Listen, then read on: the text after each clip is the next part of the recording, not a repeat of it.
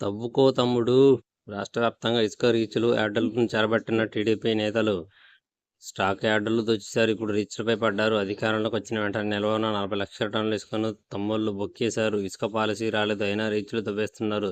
తిరుపతి స్వర్ణముఖి నదిలో భారీ యంత్రాలతో తవ్వకాలు. బాపట్ల జిల్లా పెసర్లంక, గాజులంక రీచ్ల్లోనూ అదే తంతు. పరిశోధనలతో సమాజానికి మేలు. సాక్షితో యూజీసీ చైర్మన్ మావిడాల జగదీష్ కుమార్. యువత పరిశోధన రంగంలోకి రావాలి. ఎక్కువ మంది వస్తే దేశానికి అంత లబ్ధి. ఉద్యోగం కోసం కాకుండా రీసెర్చ్పై ఆసక్తితో రావాలి.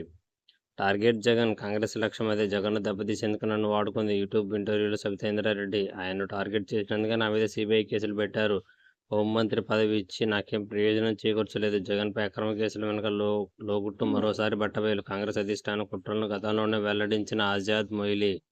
8,352 చదరపు కిలోమీటర్లలో సీఆర్డీఏ పరిధి. ల్యాండ్ పూలింగ్లో భూములు ఇచ్చిన రైతులకు మరో 5 ఏళ్లు కౌలు పొడిగింపు.